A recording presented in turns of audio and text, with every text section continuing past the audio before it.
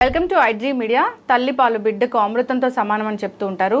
తల్లి బిడ్డకు పాలిస్తే కనుక తల్లికి బిడ్డకి ఆరోగ్యం అని కూడా చెప్తూ ఉంటారు. దీని మీద అవగాహన కార్యక్రమం. ఈరోజు మనతో పాటు ఉన్నారు రెయిన్బో హాస్పిటల్స్ బంజారా హిల్స్ నుంచి డాక్టర్ విజయానంద్ గారు, పీడియాట్రిషియన్. నమస్కారం డాక్టర్ గారు. సో ప్రముఖ senior journalist and family counsellor Priya Chaudhary గారు. మ్యామ్ నమస్తే. So gynaecologist doctor Pratyusha Reddy గారు from Banjara Hills rainbow hospitals. Madam నమస్తే అండి.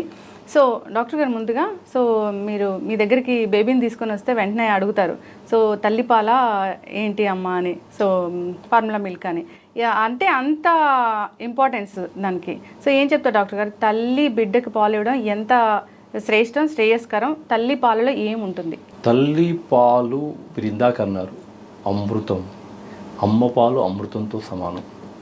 అంటే దాంట్లో ఏమి ఉంటుంది కాదు, ఏమి ఉండదు, అన్నీ ఉంటాయి. అసలు అది ఎంత అద్భుతమైన జీవ రసాయన ద్రవం అంటే బిడ్డ యొక్క అవసరాలకి అనుగుణంగా అనుక్షణం మారుతూ ఉంటుంది. అంటే అది మనం చాలా కనిపెట్టామని, చాలా చేస్తామని ఎంత డాంబికాలు పలికినా నోబడీ కెన్ ఎవర్ రీప్లేస్ తల్లిపాలు. అంటే అంత అద్భుతం. అంటే కేవలం పోషక విలువలే కాదు, కేవలం ఆహారం కాదు, ఆహారానికి మించిన జీవన పునాది ఉంది దాంట్లో. ఎలా అయ్యా అంటే ఇమ్యూనిటీని కలగజేసేటువంటి ప్రోటీన్లు. అసలు first immunisation to the baby తల్లిపాలు. మొదట వచ్చేటువంటి ఆ ముర్రు పాలు, కొలెస్ట్రాల్ అంటాం ఇంగ్లీష్లో, దాంట్లో చాలా చిక్కగా ఉంటాయి. సో ఉండేటువంటి అంటే బిడ్డని జీవితాంతం రక్షించేటువంటి రక్షక ప్రోటీన్లు ఉంటాయి. అదే కాకుండా ఒక ముఖ్యమైన విషయం ఏంటంటే బిడ్డ తన తల్లిని హత్తుకొని పాలిస్తుంటే దాని యొక్క వచ్చే లాభాలు జీవితాంత ఏ విధంగా అంటే ఆ తల్లి ఆ అనుభూతిని పొందుతూ రకరకాల హార్మోన్ల చర్యల ద్వారా ఆ పాజిటివిటీ, తర్వాత ఆ బాండింగ్, అండ్ ఆ తల్లి అప్పుడే అంటే ప్రసవం అంత తేలికైంది ఏం కాదండి, డాక్టర్ గారు చెప్పొచ్చు. సో పెయిన్తో కూడుకున్నది. సో ఆ ప్రసవ వేదన కూడా మర్చిపోతుంది. సిజేరియన్ సెక్షన్ అంటే ఆ నొప్పి, ఆ ఎండార్ఫిన్స్ ప్రొడ్యూస్ అవుతాయి. ఇది అప్పటికప్పటికి. కానీ తర్వాత జీవితంలో క్యాన్సర్ రాకుండా కూడా తల్లిని కాపాడుతుంది. ఇంకా అలా ఒక్కటేమిటి రకరకాల లాభాలు తల్లికి, బిడ్డకు, ఇంకా చెప్పాలంటే సమాజానికి. ఖచ్చితంగా డాక్టర్ గారు. సో ఈ మధ్యకాలంలో తల్లులకి టైం లేకను, లేదా బిజీ స్కెడ్యూల్ వల్ల, లేదంటే కొందరు బ్యూటీ కాన్షియస్తోనో ఇలాగా వాళ్ళ అనారోగ్య సమస్యల వల్ల బిడ్డకి పాలు ఇవ్వలేని పరిస్థితి వస్తుంది. అయితే ఫార్ములా మిల్క్ అనేది ఆప్షన్గా తీసుకుంటూ ఉన్నారు. అవి వాటి గురించి ఏం చెప్తారు? అంటే ఇప్పుడు తల్లి కారణమా దీనికి? తల్లి నిజంగా ఇవ్వట్లేదా? తల్లి నిజంగానే బిజీ అయిందా అంటే అది ప్రశ్నించాలి. తల్లి తన బిడ్డకి, అంటే ఏ తల్లి అయినా ప్రపంచంలో, సృష్టిలో తన బిడ్డకి బెస్ట్ చేయాలనుకుంటుంది. She wants to give the best. But if she is not able to do, అంటే చెయ్యలేని పరిస్థితి, నిజంగా ఆమె చాయిస్ ద్వారా చేస్తుందా, ఆ చాయిస్ ఆమె చేయాల్సి వస్తుందా అనేది ఈరోజు సమాజం ప్రశ్నించుకోవాలి. అంటే ఈ రోజుల్లో ఈ ఆధునిక మహిళ ఎందుకు అటువంటి పరిస్థితుల్లో ఉంది? ఆమెకి అందాల్సిన అన్ని సహాయ సహకారాలు అందుతున్నాయా? లేదేమో. అదేవిధంగా ఒక పనిచేసే గృహిణి మహిళ, నువ్వు బయట ఏ పనులు చేసినా ఇంటి పనులు మాత్రం తప్పు. అదేవిధంగా ఈ పాలిచ్చే తల్లికి ఎంత కుటుంబం కానీ, సమాజం కానీ, వర్క్ ప్లేస్ కానీ ఎంతవరకు తోడ్పాటిస్తుంది? అంటే ఒక తల్లిని మనం అనేకంటే ముందు అఫ్కోర్స్ తల్లికి మనం ఇచ్చేటువంటి ప్రోత్సాహం, తర్వాత మోటివేషన్, అవన్నీ కూడా ముఖ్యమే. అవగాహన అన్నిటికంటే ముఖ్యం. అంటే మొదటి నుంచే, అంటే నన్ను అడిగితే యుక్త వయసు నుంచే తల్లిపాల గొప్పతనాన్ని, అమ్మపాల విశేషతను వాళ్ళకి చెప్తూ ఉండాలి. ఆ రకంగా వాళ్ళు సిద్ధం చేయాలి. కానీ నేను అనుకోవడం ఆ తల్లిపాలు తల్లి ఇవ్వకలేకపోవడానికి తల్లి కారణం కాదు, తల్లి మాత్రమే కారణం కాదు, మొత్తం సమాజం కారణం. కాబట్టి అది అంటే ఇక మనం చర్చించవచ్చు దాని మీద చాలా విషయాలుగా. సో కానీ మీరు పోతపాల గురించి ఏదో అడిగారు కదా. పోతపాలు ఎప్పుడు కూడా తల్లిపాలని రీప్లేస్ చేయలేవు. It is impossible. బికాజ్ తల్లిపాలు అనేది ఒక సహజంగా సజీవమైన జీవరసాయన ద్రవం.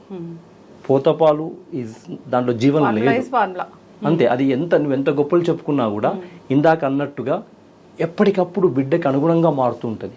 ఇంకా ఒక ముఖ్యమైన విషయం చెప్తాను, ఎంత గొప్ప విషయం అంటే బిడ్డకు ఉన్నటువంటి బ్యాక్టీరియా ఏదైతే ఉంటుందో తల్లి ఎత్తుకున్నప్పుడు వాటిని తల్లిలోనికి వెళ్ళి ఆ తల్లి దానికి అనుగుణమైనటువంటి రక్షక ప్రోటీన్లు యాంటీబాడీస్ తయారు చేసి తన పాల ద్వారా తిరిగి బిడ్డకు అందిస్తుంది. దీన్ని ఎంటరో మ్యామరీ ఇమ్యూన్ సిస్టమ్ అంటారు. అంటే సృష్టిలో ఎంత గొప్పతనం ఉంది చూడండి. సో కాబట్టి పోతపాలు ఎప్పుడు కూడా తల్లి పాలని రీప్లేస్ చెయ్యకూడదు. ఎస్, ఖచ్చితంగా డాక్టర్ గారు. మేడం విన్నారు. సో తల్లి తప్పు కాదు, అలాంటి సిచ్యువేషన్ కల్పించిన సమాజం అందే అని. నిజంగా తనకి టైం దొరకట్లేదేమో అన్నట్లుగా ఉంది. ఏం చెప్తారు మ్యామ్? రియల్లీ ఐఎమ్ స్పీచ్లెస్ అండి. ఎంత అద్భుతంగా చెప్పారంటే తల్లిపాల యొక్క విశిష్టత. నిజంగా చిన్నప్పటి నుంచి కూడా మా నాన్నమ్మలు మా అమ్మమ్మలు కూడా ఏంటి అని అంటే ఎప్పుడూ కూడా తల్లి పాలు ఇవ్వట్లేదు అని ఎవరైనా అంటే వాళ్ళని విపరీతంగా తిట్టేవారు. ఇంత జ్వరంలో ఉన్నా కూడా అసలు విషయం ఏంటంటే తల్లి ఎంత జబ్బు పడినా కూడా తల్లి పాలకు మాత్రం దోషం ఉండేది కాదు. ఎంత గ్రేట్ అంటే మా నానమ్మ ఆవుని తల్లిని ఒక దాంతో పోల్చేది. బట్ ఇప్పుడు సార్ చెప్తుంది చూస్తే ఎంత గొప్పతనం అంటే ఆవు అంట యజమాని ఆ ఇంట్లో వాళ్ళందరినీ కూడా ఆ అడవికి వెళ్ళేటప్పుడు అంటే అందరినీ వాసన చూసి వెళ్తుందంట. వాసన చూసి వాళ్ళలో ఏ రోగాలు ఉన్నాయో ఇప్పుడు సార్ చెప్పారు, ఇలా హత్తుకుంటే ఏ బ్యాక్టీరియా ఉందో దాని లోపలికి ఆమె శరీరం గ్రహించి యాంటీబాడీస్ ని రిలీజ్ చేసి అదే ఇస్తుంది. ఆవులో కూడా సేమ్ ఇదే ఉండేది. మొత్తం అందరినీ వాసన చూసి అడవికి వెళ్ళి వీళ్ళల్లో ఏమేమి జబ్బులు ఉన్నాయో దానికి సంబంధించినటువంటి ఆ ఆకులు అలములు తిని వచ్చి పాలు ఇచ్చేది. ఇస్తుందట, ఇచ్చేది కాదు, ఇస్తుంది. అంటే ఇప్పుడు అడవులు లేవు, పాలు ఆవులు వెళ్ళట్లేదు కాబట్టి మనం దురదృష్టవంతులు. నిజంగా ప్రకృతిని వదిలిపెట్టొచ్చాం. అంటే తల్లిలో ప్రకృతి ఉందని ఎంత అద్భుతంగా చెప్పారు చూడండి. ఆవుని తల్లిని పోల్చారు అని అంటే వీళ్ళిద్దరు ఎంత గొప్పవాళ్ళు ఈ ప్రపంచంలో. ఇట్స్ గ్రేట్ వర్డ్స్ డాక్టర్ గారు చెప్పింది. ప్రతి ఒక్క పదము కూడా ఒక డిక్షనరీ. తల్లులు నిజంగా తెలుసుకోవాల్సినటువంటి విషయం. అమ్మ ఈ రోజు పిల్లల్ని తల్లుల్ని నేను చూస్తున్నాను, మహాతల్లులు నమస్కారం. పాలు ఇస్తే అందం తరిగిపోతుంది అన్నారు. ఎవరి కోసం మీ అందం? ఏం చేసుకోవడానికి మీ అందం? ఎవరికి పెట్టడానికి మీ అందం? బాధపడితే పడండమ్మా, నాకు సంబంధం లేదు. కానీ నీకు జన్మనిచ్చిన నీ తల్లి నీ కోసం ఎంత శ్రమ పడింది, ఎంత చాకరీ చేసింది. పని మంచిగా మారిందా, యజమానిగా మారిందా, రాక్షసులాగా నిన్నెవరైనా అంటే మారిందా, యుద్ధమే చేసిందా నీ కోసం? ఎన్ని అవతారాలు ఎత్తితే ఈరోజు నువ్వు సమాజంలో ఇంత గొప్పగా నిలబడ్డావు తల్లి. కానీ ఆ ప్రేమ తత్వాన్ని నీ బిడ్డ దగ్గరకు వచ్చేసరికి అందాలు పోతాయి, ఏదో పాడైపోతుంది, ఏదో అయిపోతావని ఎవరికి చూపిస్తావు నీ అందం? నీ అందము నువ్వు ఎంత కాపాడుకున్నా 30 దాటిన దగ్గర నుంచి 25 ఇయర్స్ దాటిన దగ్గర నుంచి మెటబాలిజం డౌన్ అవుతూ ఉంటుంది. అందాలన్నీ తరుగుపోతూ వస్తూనే ఉంటాయి. ఇక్కడి నుంచి డిమినిషింగ్ మొదలవుతుంది అనమాట. ఆ స్టేజ్కి నువ్వు ఎన్ని ఇంజక్షన్లు చేయి, ఎన్ని చేయి, నీ వయసు నిన్ను ఏంటనేది చెప్పేస్తుంది, నీ శరీరం చెప్పేస్తుంది. ఆ తర్వాత నువ్వు చేరుకోవాల్సింది ఎవరి దగ్గరికి? నీ బిడ్డల దగ్గరికి. అప్పుడు బిడ్డ ఏం మాట్లాడతారో తెలుసా? ఉండదు కదా. కేర్ అన్నప్పుడు కేర్ లో వేసావు, ఇప్పుడు నేను నిన్ను తీసుకెళ్ళి ఓల్డ్ ఏజ్ లో వేస్తే బేరం అంటావు ఎందుకు అని అడిగే పిల్లలు బోల్డ్ మంది ఉన్నారు. అది ఈనాటి తరం తల్లులు గుర్తించాల్సినటువంటి విషయం. ఎస్, ఖచ్చితంగా మ్యామ్. సో అందరు కూడా ఆలోచించాలి దీని గురించి. అంటే మామూలుగా తల్లి పాలు ఇస్తే తన అందం తగ్గిపోతుంది అనేది కంప్లీట్లీ నాట్ రైట్. ఎందుకంటే బేసిక్గా ఫీడింగ్ ఇవ్వటం వల్ల బేసిక్గా వాళ్ళు వెయిట్ లాస్ త్వరగా అవుతారు. సో ఆ లెవెల్లో they can get their physique back. I mean it is అంటే బేసిక్గా అది మిత్. అంటే కంప్లీట్ గా పాలు ఇవ్వటం వల్ల ఏమైనా అవుతుందేమో అనేది అపోహ. సో వెయిట్ లాస్ అనేది బెటర్ గా ఉంటుంది. అండ్ ప్లస్ ఈ పాలు ఇవ్వటం వల్ల బేసిక్గా బ్రెస్ట్ క్యాన్సర్ కానీ ఓవేరియన్ క్యాన్సర్ వీటన్నిటి నుంచి కూడా ప్రొటెక్షన్. యూజువల్ గా ఒకవేళ కనుక మనం హై రిస్క్ అనేది కనుక అబ్జర్వ్ చేసినట్టయితే ఎవరికైతే బ్రెస్ట్ క్యాన్సర్ ఇలాంటి వాళ్ళలో యూజువల్ గా వాళ్ళకి పిల్లలు లేని వాళ్ళు కానీ లేకపోతే వాళ్ళు బ్రెస్ట్ ఫీడింగ్ ఇవ్వని వాళ్ళ మహిళలు ఎక్కువగా ఉంటారు. సో డెఫినెట్ గా బ్రెస్ట్ ఫీడింగ్ అనేది అది ప్రొటెక్టివ్ మెకానిజం. సో మనం ఆ లెవెల్లో ఆలోచించాలే కానీ లేకపోతే ఊరికినే మనం అందం తరిగిపోతుంది లేకపోతే పాలు ఇవ్వటం వల్ల నాకేదో ప్రాబ్లమ్స్ వస్తాయి అనేది నాట్ కరెక్ట్. ఎస్, ఖచ్చితంగా మ్యామ్.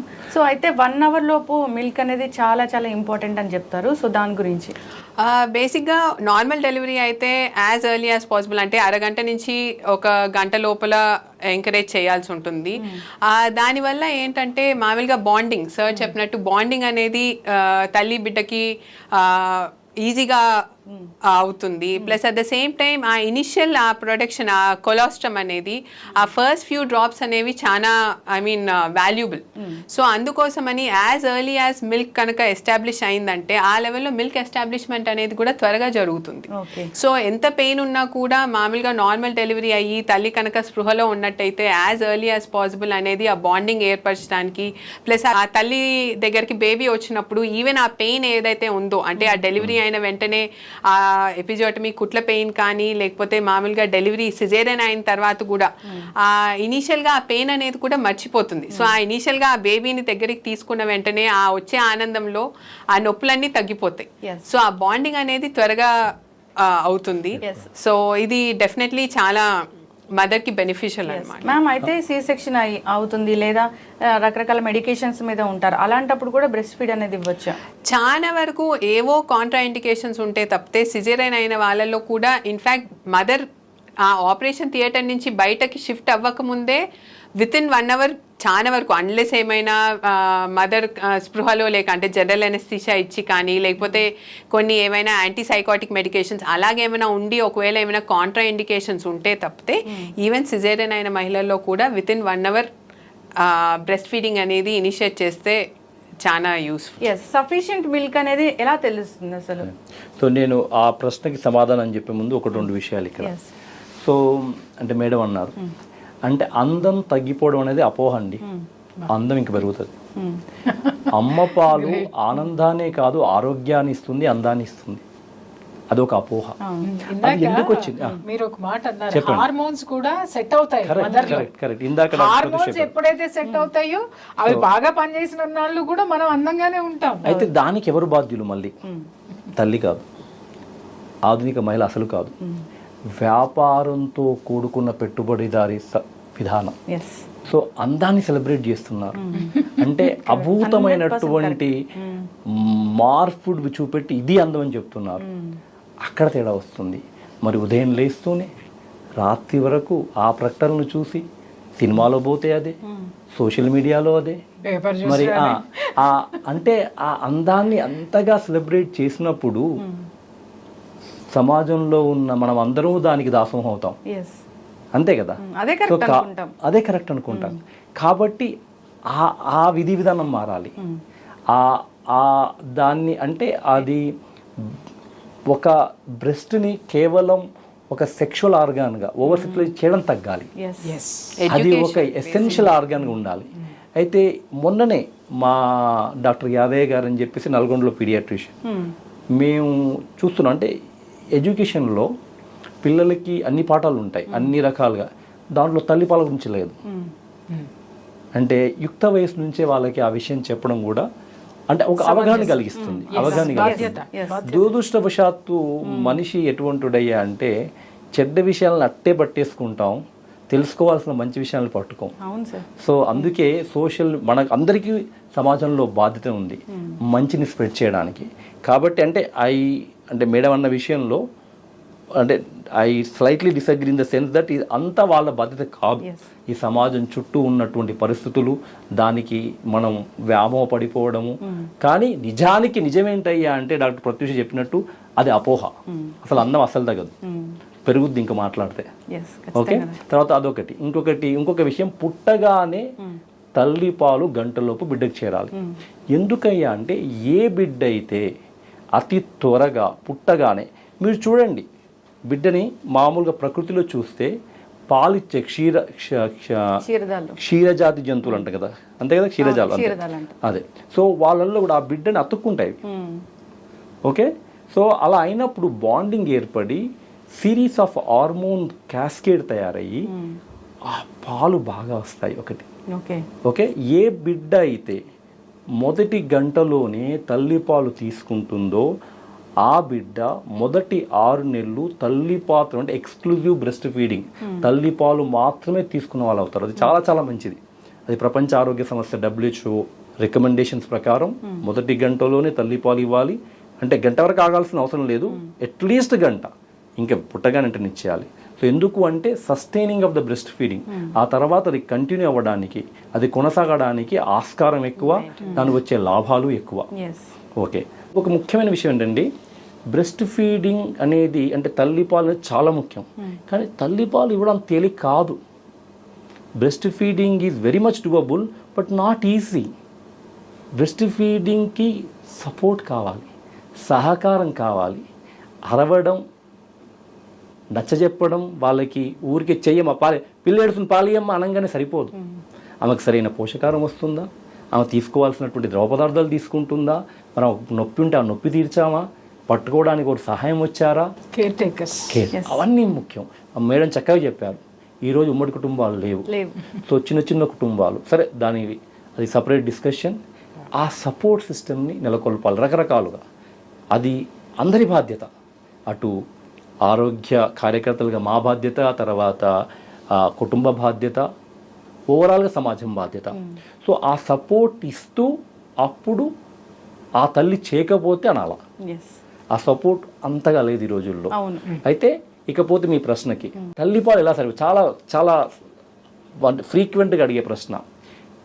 బిడ్డ మామూలుగా 2 నుంచి 3 గంటలు, ఒకసారి గంటకు అడగొచ్చు, ఒకసారి 3-4 గంటలు కూడా అడగొచ్చు పాలు తాగడము. మొదటి రోజు అట్లీస్ట్ ఒక్కసారి మూత్రము, రెండవ రోజు అట్లీస్ట్ 2 సార్లు, మూడవ రోజు నుంచి 3 అంతకంటే ఎక్కువ సార్లు మూత్రం, ఎక్కువ చెప్పాలంటే 6 నుంచి 10 సార్లు మూత్రం వెళ్ళడము. మొదట నల్లమట్టి అంటాం, మెకోనియం, అదంతా 3 నుంచి 4 రోజులు క్లియర్ అయిపోవాలా. 4 నుంచి 5 రోజుల మధ్యన పసుపచ్చని రంగులోకి మోషన్ మారాలా. అటు యూరిన్ రావడం, ఇటు మోషన్ రంగు మారడము. పాలు తాగిన తర్వాత బిడ్డ ఒక అరగంట గంట పడుకోవడం, అన్నిసార్లు కాదు కొన్నిసార్లు, ఒకసారి పడుకోకపోవడం. తర్వాత మొదటి 3 నుంచి 5 రోజుల్లో కొంత బరువు తగ్గి, తిరిగి 3 నుంచి 5 రోజుల్లో బరువు పెరిగి, వారం రోజుల్లో నుంచి 10 రోజుల మధ్యన పుట్టిన బరువు రావడం. బరువు తగ్గిపోగానే తల్లిదండ్రులు కంగారు పడిపోతారు, అరే పాలు సరిపోవడం లేదు. అయితే బై నేచర్, ప్రకృతి పరంగా బిడ్డ బరువు తగ్గాలి, ఎందుకంటే బిడ్డ పుట్టినప్పుడు కొంత వాటర్తో పుడతాడు. సో ఆ క్రమంలో ప్రకృతిలో పాలు చిక్కగా ఉంచి క్వాంటిటీ తక్కువ ఉంటుంది బట్ క్వాలిటీ చాలా బాగుంటుంది ఆ మొదటి 2-3 రోజులు. సో మళ్ళీ ఒకసారి రివైజ్ చేయాలంటే పాలు ఎలా సరిపోతున్నాయంటే, క్రమం తప్పకుండా బిడ్డ పాలు తాగడము, తాగిన తర్వాత గంట సెటిల్గా ఉండడము, యూరిన్కి వెళ్ళడము, మోషను దాని రోజులను బట్టి మారడము. కానీ నెంబర్ ఆఫ్ మోషన్స్ ఇన్ని పోతే సరిపోయిందని చెప్పడానికి లేదు, ఎందుకంటే తల్లి పాలు తాగే బిడ్డ రోజుకు 5-6 సార్లు మోషన్ వెళ్ళొచ్చు, 5-6 రోజులకు ఒకసారి కూడా వెళ్ళొచ్చు, అది నార్మల్. సో అలా ఇవన్నీ తర్వాత మొదటి వారం దాటిన తర్వాత వారానికి 150 గ్రాములు కనీసం బరువు పెరగాలి. ఇవన్నీ చూసుకున్నట్లయితే బిడ్డకి పాలు సరిపోతున్నాయి అని అర్థం. ఏడ్చిన ప్రతిసారి బిడ్డకు పాలు కావాలని, బిడ్డకు పాలు సరిపోవట్లేదు అనుకోవడం కరెక్ట్ కాదు. ఖచ్చితంగా డాక్టర్ గారు. సో చాలా మంది తల్లులకు సఫిషియెంట్ మిల్క్ అనేది ప్రొడక్షన్ అనేది ఉండడం లేదు, అది ఎందుకంటారు? ఫస్ట్ ఆఫ్ ఆల్ ఫీడింగ్, అసలు ఏం ఆహారం అంటే మామూలుగా డెలివరీ అయిన వెంటనే ఏంటంటే పథ్యం అని చెప్పి పెద్దవాళ్ళు పెడుతూ ఉంటారు. అఫ్ కోర్స్ ముందు కాలం వాళ్ళకి చాలా అవగాహన ఉంది, ఈ ఫుడ్ కనుక తీసుకున్నట్టయితే మిల్క్ ప్రొడక్షన్ పెరుగుతుంది అని. But at the same time nutrition అనేది చాలా ఇంపార్టెంట్. అంటే చాలా కట్ డౌన్ చేస్తారు. 9 నెలలు అన్ని రకాల పోషకాలు, ఫ్రూట్స్ కానీ వెజిటబుల్స్ కానీ ప్రోటీన్స్ అన్నీ ఉండేటట్టు పెడతారు. అదే డెలివరీ అయిన వెంటనే పప్పులు తింటే ఇది చీమ వస్తుంది, లేకపోతే మళ్ళీ ఏమైనా ఫ్రూట్స్ తింటే జలుబు చేస్తుంది అని చెప్పి అవన్నీ డివాయిడ్ అయిపోతాయి. సో ఆ న్యూట్రిషన్ అనేది చాలా ఇంపార్టెంట్. ఫస్ట్ ఆఫ్ ఆల్ ఆ న్యూట్రిషన్ కరెక్షన్ అనేది చేయాలి. సో ఎలాగైతే 9 నెలలు తను పోషకాహారం తీసుకునిందో, ఈ డెలివరీ అయిన తర్వాత కూడా ఇన్ఫ్యాక్ట్ ఆల్మోస్ట్ తల్లి బాధ్యత అనేది పెరుగుతుంది, క్యాలరీస్ అనేవి ఇంకా బర్న్ అవుతాయి, ఎందుకంటే ఫీడింగ్ అనేది పెద్ద ప్రాసెస్. సో దానికి మామూలుగా కంటే కూడా క్యాలరీస్ రిక్వైర్మెంట్ అనేది ఎక్కువ ఉంటుంది. సో తల్లికి పోషకాహారం అనేది చాలా ఎక్కువగా కావాల్సి ఉంటుంది. సో అవి ఫ్రూట్స్ కానీ వెజిటబుల్స్ కానీ ప్రోటీన్ మిగతా అన్ని మామూలుగా పాలు పెరుగు ప్లస్ నాన్ వెజ్ కూడా తీసుకోవచ్చు. ఏదైనా నాన్ వెజ్ తింటే జాండిస్ వస్తుంది, లేకపోతే మామూలుగా ఇంకేమైనా ఇన్ఫెక్షన్స్ వస్తాయి, లేకపోతే ఒకవేళ కనుక రిఫ్లెక్ట్ అవుతుంది, ఐ మీన్ తుమ్ములు జ్వరాలు వచ్చేస్తాయి అని చెప్పి చాలా వరకు అనేది కూడా మళ్ళీ ఇంకొక అపోహ. సో ఆ న్యూట్రిషన్ రిక్వైర్మెంట్ అనేది చాలా ఇంపార్టెంట్. ప్లస్ స్ట్రెస్, మామూలుగా అదే మళ్ళీ పాలు సరిపోతున్నాయో లేదో అని చెప్పి మామూలుగా ప్రతిసారి తల్లి మీద ఒత్తిడి చేయటం. సో ఆ స్ట్రెస్ వల్ల కూడా, స్ట్రెస్ ఉన్నట్టయితే కూడా వచ్చే పాలు కూడా తగ్గిపోతాయి. మనం అట్లీస్ట్ డెలివరీ అయిన తర్వాత మిల్క్ ఎస్టాబ్లిష్మెంట్ అవ్వడానికి 24 గంటల నుంచి 48 గంటలు పట్టొచ్చు. ఒక్కొక్కసారి ఇది ఎస్టాబ్లిష్ అయ్యి మెయింటైన్ అవ్వడానికి 1 వారం కూడా పట్టొచ్చు. ఈ వారం లోపల తల్లి బిడ్డ ఇద్దరికి అడ్జస్ట్మెంట్ అనేది, బాండింగ్ అనేది, లేకపోతే వాళ్ళకి లాచింగ్ అంటే మామూలుగా తల్లి దగ్గర పాలు ఎలా తీసుకోవాలి అనేది కూడా బిడ్డ నేర్చుకోవాలి. Plus at the same time తల్లికి కూడా ఏ పొజిషన్లో పెడితే బెటర్గా పాలు ఇవ్వగలుగుతుంది తను. ఎందుకంటే మామూలుగా డెలివరీ అయిన తర్వాత నొప్పులు అనేవి ఎక్కువగా ఉంటాయి, రెస్ట్ అనేది సరిగ్గా ఉండదు. సో తను ఒకవేళ కనుక మొదటిసారి కనుక డెలివరీ అయినట్టయితే తనకు కూడా అవగాహన అనేది ఉండదు. సో డెలివరీ అయినప్పుడు మామూలుగా ఇనిషియల్గా సిస్టర్స్ అనేవి హెల్ప్ తీసుకొని, తర్వాత డెలివరీ అయిన తర్వాత ఇంటికి వెళ్ళిన తర్వాత పెద్దవాళ్ళు కానీ, లేకపోతే ఐ మీన్ ఒకవేళ న్యూక్లియర్ ఫ్యామిలీస్ అయితే హస్బెండ్ సపోర్ట్ తీసుకొని అది ఆ మిల్క్ ఎస్టాబ్లిష్మెంట్ అనేది అయినట్టయితే అలాంటప్పుడు పాలు అనేవి ఎస్టాబ్లిష్ అయిపోతాయి. సో యూజువల్గా ఫీడింగ్ ప్రాబ్లమ్స్ అనేవి రావు. అలాగే ఫీడింగ్ పొజిషన్ చాలా ఇంపార్టెంట్. ఒక్కొక్కసారి డెలివరీ అయిన వెంటనే ఏ లెవెల్ ఎలాగ కూర్చొని ఇవ్వాలి అనేది లేకపోవటం వల్ల, లేకపోతే బేబీ సరిగా పొజిషన్ లేకపోవటం వల్ల ఒక్కొక్కసారి పిల్లలు కొరుకుతూ ఉంటారు. సో అలాంటప్పుడు పెయిన్ వల్ల, ఆ నొప్పి వల్ల కూడా మిల్క్ అనేది తగ్గుతుంది. బికాజ్ అబ్బా ఇప్పుడు ఇది ఒక ఏంటంటే తల్లికి ఇప్పుడు ఫీడింగ్ ఇవ్వాలన్న ప్రతిసారి ఆ నొప్పి గుర్తుకొచ్చి భయం వేస్తుంది. సో దానివల్ల కూడా అది కనుక తన బ్రెయిన్లో కనుక ఉన్నట్టయితే అలాంటప్పుడు కూడా మామూలుగా తల్లి చాలా భయానికి గురయ్యి దానివల్ల కూడా పాలు అనేవి తక్కువ అవుతాయి. సో ఇవన్నీ కూడా ఎక్కడ ప్రాబ్లం వస్తుంది అండ్ ఫ్యామిలీ సపోర్ట్ అనేది చాలా ఇంపార్టెంట్. వర్క్ ప్లేస్ లో కూడా ఈ బ్రెస్ట్ ఫీడింగ్ మదర్స్ కి స్పెషల్ గా సో ఓపీడీ ఈవెన్ తను ఒకవేళ డాక్టర్ దగ్గరకు వచ్చి చూపించుకోవడానికి వచ్చినప్పుడు కూడా ఫీడింగ్ రూమ్స్ అనేవి ఉన్నాయి. సో ఆ మధ్యలో ఒకవేళ తను డాక్టర్ని కన్సల్ట్ చేసేటప్పుడు ఒకవేళ లేట్ అయినట్టు ఉండి ఒకవేళ తల్లి బిడ్డకి కనుక పాలు ఇవ్వడానికి టైం అయినట్టయితే ఆ ఫీడింగ్ రూమ్కి పంపిస్తాం, సో దట్ వాళ్ళు ఫీడ్ ఇచ్చి రావచ్చు అని చెప్పి. సో ఇవన్నీ కొంచెం కల్పించినట్టయితే మిల్క్ ఎస్టాబ్లిష్మెంట్ అనేది జరిగిన తర్వాత పెద్ద ప్రాబ్లం ఉండదు. కానీ ఆ ఇనీషియల్ ఆ 1 వీక్ అనేది మాత్రం డెఫినెట్గా with every one support only it is possible. So work place కానీ సో ఎట్లయినా 6 months వరకు వెళ్ళకూడదని చెప్తూ ఉంటారు. సో 3 months లోపు వెళ్ళాల్సి వచ్చిన పరిస్థితి వచ్చింది అనుకోండి, సో ఇలాంటి జాగ్రత్తలు తీసుకోవాలి. అంతేకాదు వర్క్ ప్లేస్లో ఎలాంటి ఎన్విరాన్మెంట్ అనేది ఉండాలి. ఇప్పుడు కొన్ని రూల్స్ ఉన్నాయమ్మా.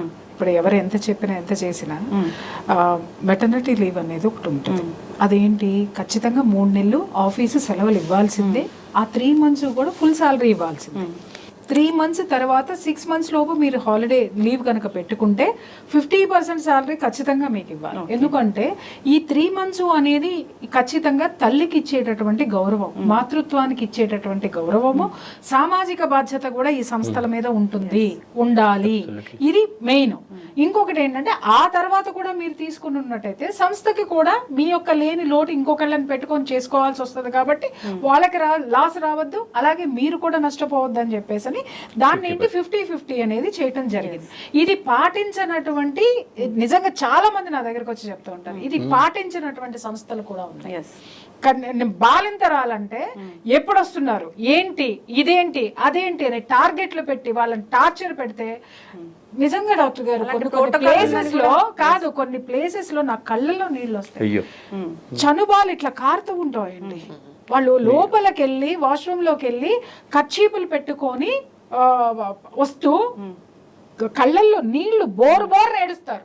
వాష్రూమ్కి వెళ్ళిపోయి ఆ పాల ధార కారిపోతూ ఉంటే ఇంట్లో బిడ్డ గుర్తొచ్చి ఆ బిడ్డకి ఇవ్వలేనటువంటి పాలు మొత్తం ధారగా కారిపోతూ, అలాగే అంతసేపు వీళ్ళు దాన్ని హోల్డ్ చేసి పట్టుకోవడం కూడా ఎంత కష్టం వచ్చి నిజంగా నానా తంటాలు. ఇవాళ మనం అనుకుంటున్నాము, ఇందాక డాక్టర్ గారు చాలా మంచి మాట చెప్పారు, సామాజిక బాధ్యత ఉంది. ఒక తల్లి తన యొక్క మాతృత్వాన్ని బిడ్డకి పంచిపెట్టడంలో కుటుంబ బాధ్యతతో పాటు సామాజిక బాధ్యత కూడా ఉందంటే, సమాజం అంటే ఎవరు లేరమ్మా, నువ్వు వర్క్ చేసే ప్లేస్, వయసు, నీ చుట్టూ ఉన్నటువంటి 10 మంది. ఇదే సమాజం. ఎక్కడ ఉన్న ప్రైమ్ మినిస్టర్, ఎక్కడ ఉన్న సీఎంలు కాదు సమాజం అంటే, లేకపోతే ఎక్కడో ఉన్న వాళ్ళు కాదు. నీకు అలాగే నువ్వు వెళ్ళేటటువంటి డాక్టర్స్, వీళ్ళే సొసైటీ. ఈ సొసైటీ కూడా సహకరించాల్సినటువంటి అవసరం ఉంది. ఒక మాతృమూర్తికి వీళ్ళందరూ సహకరిస్తే ఎలా సహకరించాలి, కుటుంబం ఎలా సహకరించాలి? ప్రెజర్స్ పెట్టద్దు. ఎలాంటి ప్రెజర్స్ ఉంటాయంటే, బాలింతరాలని కూడా పనులు చేయాలి కొన్ని కుటుంబాల్లో. లేదు, ఇంకా నువ్వెప్పుడు ఉద్యోగానికి వెళ్తావు, వెనక నుంచి ఒక శక్తుడు. అంటే ఇవాళ ఇందాక ఆయన అన్నారు, మనము ఎంత సంపాదన అనేటటువంటిది వాళ్ళ సమాజం మనల్ని ఊరిస్తుంది. దానికి మనం అట్రాక్ట్ అవుతున్నాం. ఫస్ట్ మనకి సెల్ఫ్ కంట్రోల్ అవసరం ఉంది ప్రతి ఒక్క దాంట్లో. చూడు తల్లి, ఎవడు ఎన్ని ఆస్తులు సంపాదించాడనే వాడు గొప్పవాడు కాదు, ఎవడికి ఎంత తక్కువ డబ్బు అవసరమైందో వాడు గొప్పవాడు. వాడు ధనవంతుడు ఈరోజు, వాడు గ్రేట్. అది ఎప్పుడైతే ఆ సూక్ష్మం నువ్వు గమనిస్తావో, గ్రహిస్తావో, ఆ రోజున నీ చుట్టూ అన్నీ ఉన్నట్టే. ఎవడి స్వార్థం వాడిది ఈ సమాజంలో. సో కుటుంబం యొక్క స్వార్థం కుటుంబ వ్యక్తుల్లో ఉన్నటువంటి కుటుంబ సభ్యుల స్వార్థాలు వాళ్ళకుంటే, అత్తగారి స్వార్థం అత్తగారికి ఉంటుంది, లేకపోతే తల్లిదండ్రుల స్వార్థం తల్లిదండ్రులకు ఉంటుంది, భర్త స్వార్థం భర్తకు ఉంటుంది, ప్రతి ఒక్కళ్ళది ఉంటుంది. కానీ నిన్ను నువ్వెప్పుడు కాపాడుకుంటూ ఉండాల్సిందే. నీ బాధ్యత ఎప్పటికప్పుడు నువ్వు ఆ బాధ్యతను నిర్వర్తించుకుంటూ దాన్ని నువ్వు ముందుకెళ్లాల్సిందే. ఇవాళ ఎంత స్ట్రెస్ లోకి కూడుకుపోతుందంటే, ఇంటి దగ్గర పని చేయకపోతే, లేకపోతే ఇంట్లో వాళ్ళకి నచ్చినట్టు చేయకపోతే, ఇక్కడ ఇంకొకటి ఏంటంటే జెండర్ డిస్క్రిమినేషన్స్ ఉంటాయి. మగపిల్లాని కంటే ఒక ఎత్తు, ఆడపిల్లని కంటే ఒక ఎత్తు.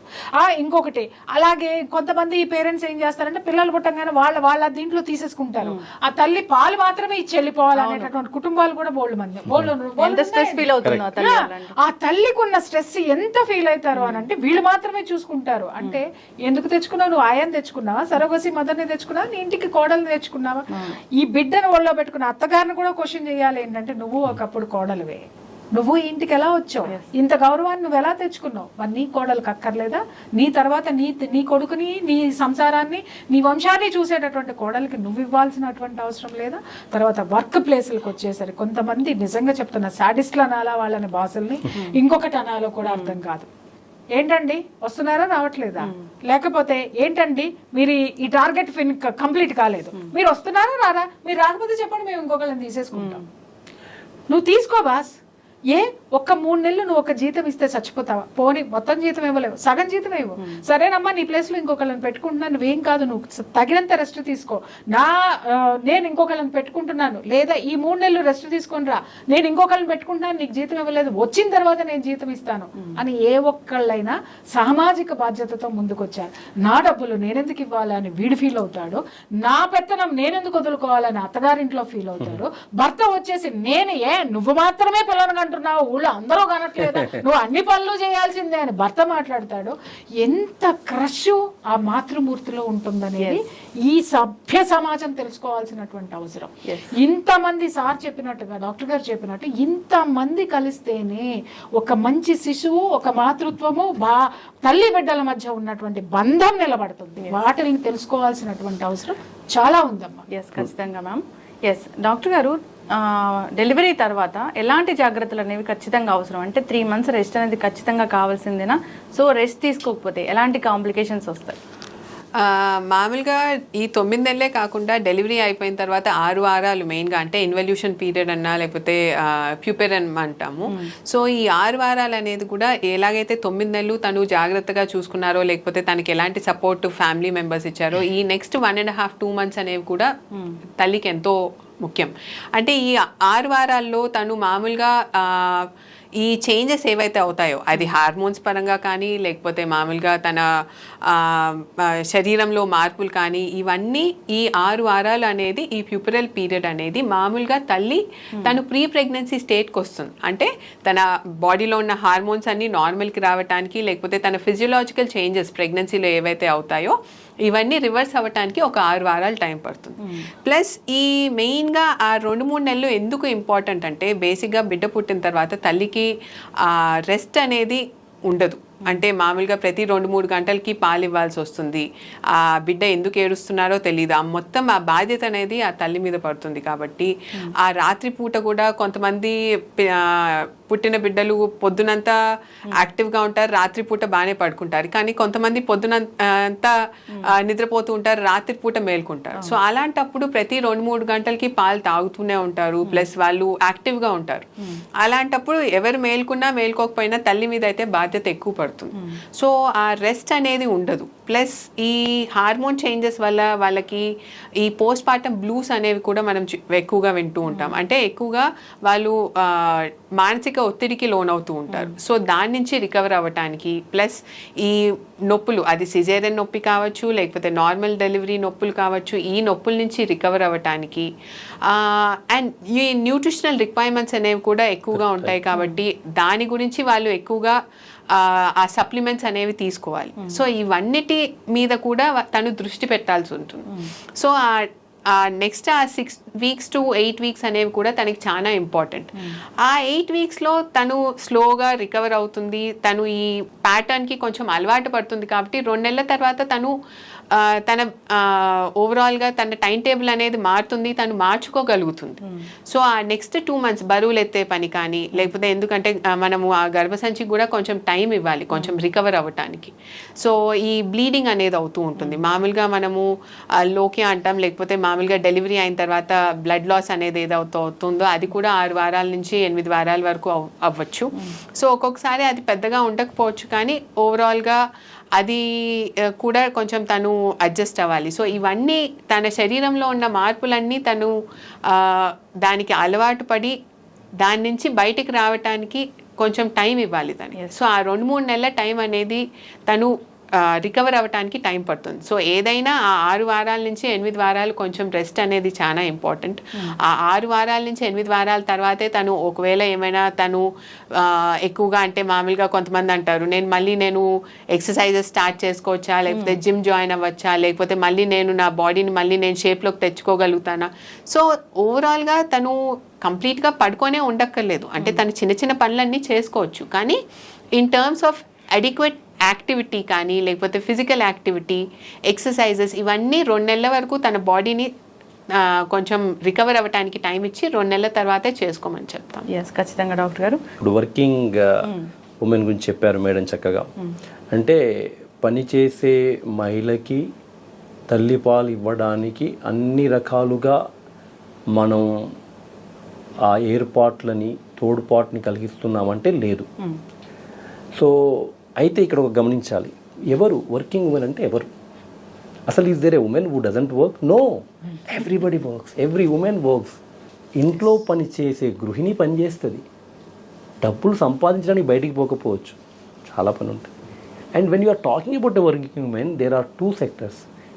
ఆర్గనైజ్డ్ సెక్టర్, ఎక్కడ మేడం అన్నారు 3 నెలలు అనార్గనైజ్డ్లో 80% మహిళలు పనిచేసేది అనార్గనైజ్డ్ సెక్టర్. కూలీ, నాలి, కూరగాయలు షాపులు నడుపుతారు. మీరు గమనించండి, అక్కడే మనకు ఉదాహరణలు ఉన్నాయి. వెన్ యూ లుక్ ఎట్, అంటే మీరు ఎప్పుడైతే అనార్గనైజ్డ్ సెక్టర్లో పనిచేస్తున్న మహిళలను చూస్తే వాళ్ళు బ్రెస్ట్ ఫీడింగ్ ఎక్కువ చేస్తారు. చూసారా, కిరాణా షాపులో పోయి బిడ్డకి పాలు ఇచ్చి వచ్చి మళ్ళీ ఆమె షాప్ నడుపుతుంది. కూరగాయలు చేసే అమ్మాయి పాలిస్తూ కూరగాయలు అమ్ముతుంది. వరి నాట్లు వేసే మహిళ, గ్రామీణ మహిళ వరి నాట్లు వేస్తూ పాలిస్తుంది. ఎక్కడో లేదు, ఇక్కడే ఉంది. అదంతా కూడా అవగాహన రాహిత్యం. సమాజం దానికి సరైనటువంటి తోడ్పాటు లేకపోవడం. ఒక పని చేసే మహిళ ఆర్గనైజ్ సెక్టర్లో తీసుకుంటే సెలవు absolutely. Of course there are various strategies. Insurance వాళ్ళు కనుక ఇన్సూరెన్స్ ఎగ్గొట్టడానికి చూసినట్టు యాజమాన్య పద్ధతిలో వాళ్ళు కూడా జీతాలు ఎంత of course they have their own difficulties. But having said that there are ways to work out it. A working mother can definitely give a breast feed to the baby. Putting all these together, అంటే ఇవన్నీ ఉన్నా కూడా ఎలా అంటే బిడ్డకి అంటే ఆఫీస్కి వెళ్ళే ముందు పాలు ఇవ్వడము, రాగానే పాలు ఇవ్వడము, ఇంట్లో ఉన్నప్పుడు పాలు ఎక్స్ప్రెస్ చేసి పెట్టుకోవడం. ఫ్రిడ్జ్లో మీరు 24 గంటలు పెట్టుకోవచ్చు. ఓకే, ఆ తర్వాత మీ ఇల్లు కనుక వీలైతే మీ ఆఫీస్కు దగ్గరగా పెట్టుకొని మధ్యలో వచ్చిపోయే వెసులుబాటు యాజమాన్యం ద్వారా తీసుకోవడం. మా టీచర్ గారు ఒకప్పుడు ఉండేవాళ్ళు, నేను స్కూల్లో చదివేటప్పుడు చిన్నప్పుడు 35 సంవత్సరాల క్రితం మాట. పక్కన వెళ్ళి వచ్చేవారు, హెడ్ మాస్టర్ ఒప్పుకునేవాళ్ళు. ఇవన్నీ ఎగ్జాంపుల్స్ మన దగ్గర ఉన్నాయి, ఎక్కడో లేవు. ఓకే, అదొకటి. తర్వాత బిడ్డని ఆఫీస్ తీసుకెళ్లేవాళ్ళు. మా టీచర్స్ ఇట్లా ఒళ్ళో పడుకోబెట్టుకుని పాఠాలు చెప్పేవాళ్ళు. అదే ఓకే. మధ్యలో వచ్చి వాళ్ళు వస్తారు, బిడ్డని ఇంకొకరు తీసుకొస్తారు, వాళ్ళ అమ్మనో నాన్ననో ఎవరో బిడ్డకి పాలిచ్చి పంపించేస్తారు. సో ఇలా రకరకాల సమాధానాలు ఉన్నాయి, మన వెసులుబాట్లు ఉన్నాయి. అది పోగా even the government state has to enforce those agreed norms. అంటే ఆ తల్లిపాలిచ్చే తల్లికి 6 నెలల సెలవులు వాళ్ళ హక్కు. అది అదేమో మీరు దయతలవడం లేదు, అది రాజ్యాంగపరంగా ఏర్పడిన చట్టసభలు చేసినటువంటి నియమాలు, మీ హక్కు అది. కానీ మన వాళ్ళు చాలా తెలివిగల వాళ్ళు. సో అది అంటే అయితే వాళ్ళు అంటే ఆ యాజమాన్యం కూడా ఏ స్థాయిలో ఉండాలయ్యా అంటే, అది మేడం అన్నట్టు అది వాళ్ళ బాధ్యతగా స్వీకరించాలి, బరువుగా కాదు. అబ్బా ఇప్పుడు ప్రెగ్నెంట్ లేడీ ఉందా, అయ్యో ఈమె ఇంకా 6 నెలలు రాదా అనే పరిస్థితి నుంచి ఆమెకి ఏ సపోర్ట్ చేయాలి, ఆమె లేనప్పుడు ఎఫిషియెంట్గా మిగతా వాళ్ళతో ఎలా పనిచేయించాలి, ఆమె ఇక్కడ ఉన్నప్పుడు ఆమెకి మనము ఇక్కడ అంటే ఒకరే కాదు, అంటే పెద్ద పెద్ద సంస్థల్లో చాలా క్రెష్లు ఉంటాయి, అక్కడ వాళ్ళకి చిన్న అంటే చాలా మదర్స్ ఉంటారు, వాళ్ళకి మనం క్రెష్ పెట్టామా, వాళ్ళకి డిఫరెంట్ షిఫ్ట్స్ ఇస్తున్నామా, అలా రకరకాలుగా చేయొచ్చు. రకరకాలుగా మనసు ఉంటే మార్గం ఉంటుంది. సో ఇవన్నీ కూడా అందుకే అటువైపు అదే అంటారు, ఎప్పుడు వర్కింగ్ ఉమెన్ అంటే అదే అంటాను, ఎవరు వర్కింగ్ ఉమెన్, ప్రతి ఉమెన్ వర్కింగే, పనిచేయని మహిళలు ఎనేలేదు ప్రపంచంలో. సో అనార్గనైజ్ సెక్టర్లో ఉన్న చాలా ఎగ్జాంపుల్స్ని బట్ అన్ఫార్చునేట్లీ అనార్గనైజ్ సెక్టర్లో వాళ్ళకి ప్రత్యామ్నాయం కూడా లేకపోవడం ఒక కారణం. వాళ్ళకి ఆ డబ్బా పాలన ఆలోచన రాదు ఊర్లో. ఇప్పుడు వస్తుంది దురదృష్టవశాత్తు, అదే వేరే విషయం, అది అగైన్ కమర్షియల్ తెలీదు. అదే అంతే కదా, నాకు ప్రత్యామ్నాయం ఉంటేనే కదా, నాకు ఆల్టర్నేటివ్ ఉన్నప్పుడే నేను అహో అదే ఆలోచన లేదు నాకు. ఇంకేం తల్లి బిడ్డ పాలు ఇవ్వాలి అంతే, అలా. సో ఇంకోటి వెట్ నర్సింగ్ అని ఉంటుంది, మీరు విని ఉంటారు. అంటే ఒక చిన్న గ్రూప్ ఆఫ్ కమ్యూనిటీలో కానీ ఎక్కడ మొదటి కొద్ది రోజులు తల్లి పాలపోతే ఇంకో పాలిచ్చే తల్లి పాలిస్తుంది. ఈ తల్లికి ఏమైనా సిక్ అయితే ఆ తల్లి పాలిస్తుంది. అంటే మనం ఎన్నో ఉదాహరణలు మనలోనే ఇంతకుముందు ఉన్నాయి. మనం నేర్చుకున్న సోకాల్డ్ నాగరికతలో, అవును మేడం, సోకాల్డ్ మోడర్నైజేషన్ లో, సోకాల్డ్ ఎవరి బిడ్డకి వాళ్ళకే తీరిక లేదు ఇప్పుడు. అప్పుడు వెనకటికి సార్ చెప్పినట్టు ఒక తల్లికి జబ్బు చేస్తే ఇంకొక పాలు ఇచ్చేటటువంటి తల్లులు ఆ బిడ్డకు పాలు ఇచ్చారు. అంటే డాక్టర్ గారు ఏజ్ అనేది మరి ఉండదా, అంటే ఇన్ఫాంట్స్ ఉంటారు చాలా, అంటే ఓకే దాని లిమిటేషన్స్ ఉంటాయి. బట్ నేనేం చెప్తుంటే I'm just giving an example for that it is sharing to some extent there are. So అంటే ఇప్పుడు డబ్బా పాలు ఇవ్వడం కంటే ఇంకో తల్లి పాలు మచ్ బెటర్. ఆవు పాలు ఆవు బిడ్డకి. అంటే ఇక్కడ తల్లి పాలు ఇవ్వడం, ఇంకొక తల్లి పాలు ఇవ్వడంలో ఏంటంటే 4 సార్లు నువ్వు ఇచ్చే పాలు 2 సార్లు కుదించినట్టు అవుతుంది. 2 సార్లు బట్ ఆ తల్లి పాలు ఇచ్చి వెళ్ళేది పొద్దున సాయంత్రం, 2 సార్లు అయితే ఈ డబ్బా పాలు తగ్గింది. But it is a temporary alternative arrangement అంతే.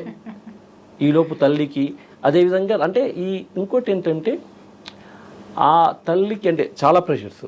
మీరు ఇందాక చెప్పారు, భర్త ఒకరు అంటే పితృస్వామ్య సమాజంలో భర్త చెప్పేది, తర్వాత అటు అత్త ఇటు అమ్మ ఇటు అందరూ. సో తల్లి అంటే ఎప్పటి వరకైతే మనం ఈ తల్లి బాధ్యతగానే చూసి మన బాధ్యతలను తప్పించుకుంటాము, ఆ తల్లి పాపం చేయలేదండి. ఆ తల్లికి అన్ని రకాలుగా తోడ్పాటు, ఆ ఏర్పాట్లు ఆమె చెప్పాలి. ఇంకొక ముఖ్యమైన విషయం ఏంటంటే, మీరు ఇందాక అడిగారు డాక్టర్ గారిని పాలు రావడానికి ఎలా అనేది, అంటే ఏమైనా పథ్యాలు ఉన్నాయా, ఏదన్నా ఫెట్ బెస్ట్, అలా ఏం లేదు. పరిపూర్ణమైనటువంటి పోషకాహారం, హెల్దీ డైట్ అంతే.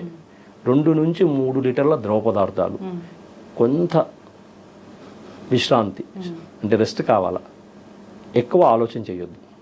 సో ఎప్పుడైతే నువ్వు ఎక్కువ మదన పడతావో, ఎక్కువైతే ఆలోచన చేస్తావో, ఇండైరెక్ట్గా హార్మోన్స్ ఎఫెక్ట్. అంటే డాక్టర్ ప్రత్యూష గారు ఇంకొక ముఖ్యమైన విషయం చెప్పారు, పెయిన్ ఏమైందంటే it's a protective mechanism for the mother. The moment pain రాగానే ఆ బ్రెస్ట్కి సిగ్నల్ పోతుంది, oh something is wrong, stop production. Because ఎందుకంటే మిల్క్ ఎక్కువ అయిపోతే తల్లికి ఇబ్బంది అవుద్ది. సో అందుకే ఈ సాధారణంగా ఇచ్చేటువంటి తల్లి పాలల్లో తల్లికి నొప్పి కలగకూడదు. నొప్పి కలిగింది అంటే కొంచెం పుల్లింగ్ సెన్సేషన్ ఉంటుంది. నొప్పి కలిగిందంటే సంథింగ్ ఈజ్ నాట్ రైట్, అంటే బిడ్డ సరిగా లాగలేకపోతున్నాడు, లేకపోతే ఆ ల్యాచింగ్ సరిగా లేదు, తల్లి ఇచ్చేటువంటి పొజిషన్ సరిగా లేదు, అది కనిపెట్టాలి. అది ముందస్తుగానే కనుక్కుంటే ఆ తర్వాత పెద్ద ప్రాబ్లం కాదు. లేదంటే పాపం ఆ తల్లికి సోర్ నిప్పులు వచ్చి బ్రెస్ట్ యాప్స్ వచ్చిన సందర్భాలు కూడా ఉంటాయి. ఎస్, అంటే బిడ్డకి తల్లి పాలిచ్చే టైం అనేది ఒక 4 hours బిఫోర్ ఇచ్చారు, 4 hours తర్వాత ఇవ్వాలన్నప్పుడు ఏదైనా అంటే ఫస్ట్ మిల్క్ అనేది ఇవ్వచ్చా లేదా ఏమైనా ఉంటుందా? అంటే ఆ కంప్లీట్ సైకిల్ చేయడం ముందు పై పాలే తాగితే పై పాలల్లో మొత్తం పోషక విలువలు ఉండదు. అంటే వాటర్ కంటెంట్ కూడా, ఫ్యాట్ కూడా, తర్వాత అన్నీ కూడా మారుతుంటుంది. అంటే ఒక ఆ ఎంటీనెస్ చేయడమే తలవైన పని. నువ్వు ప్రతిసారి 2 బ్రెస్ట్లు ఇవ్వాల్సిన అవసరం లేదు, ఒకసారి or you can do, it's up to you. But ఇక్కడ ఒక 5 నిమిషాలు అక్కడ 5 నిమిషాలు చెప్తే అప్పుడు ఏంటంటే ఓన్లీ 4 మిల్కే వస్తుంది, పోషక విలువల్లో తేడా వస్తుంది. అంటే టైం అనేది గ్యాప్ అనేది ఎక్కువ తీసుకుంటే మళ్ళీ ఏమైనా ప్రిపేర్ అయ్యి ఇవ్వాల్సి ఉంటుందా అలాగా? ప్రిపరేషన్ అంటూ ఏం లేదండి. మామూలుగా అంటే every 3 hours or on demand feeding ఇవ్వచ్చు. కాకపోతే కంప్లీట్గా బ్రెస్ట్ ఎంటీ అవ్వాలి. ఒకసారి ఏంటంటే కొన్నిసార్లు మామూలుగా ల్యాచ్ చేస్తూ బిడ్డ నిద్రపోతుంది. సో అలాంటప్పుడు ఓన్లీ నిబ్లింగ్ అంటే మామూలుగా జస్ట్ ఊరికినే నిప్పుల్ని జస్ట్ టచ్ చేస్తూ చప్పరిచ్చినట్టు చేస్తారు, కానీ మిల్క్ అనేది సక్ చేయరు. అంటే బిడ్డ సక్ చేయటం అనేది సక్షన్ లాగా, అంటే ఫుల్ ఫోర్స్ తోటి సక్ చేసినట్టయితే 2 అంటే పై పాలు ప్లస్ మొత్తం 4 milk and hind milk 2 milk బేబీకి రిసీవ్ అవుతుంది. సో ఒకవేళ ఓన్లీ నిబ్లింగ్ అంటే తల్లి అనుకుంటుంది ఇంతసేపు తాగుతున్నాడే అని చెప్పి, కానీ మిల్క్ అనేది అలాగే కనుక ఉండిపోయినట్టయితే అలాంటప్పుడు బ్రెస్ట్ ఎంగాజ్మెంట్, పెయిన్, అదే కనుక ఒకవేళ తల్లికి అర్థం కానట్టయితే దానికే చీమ్ పట్టి యాప్సెస్ అనేది చూస్తూ ఉంటాం.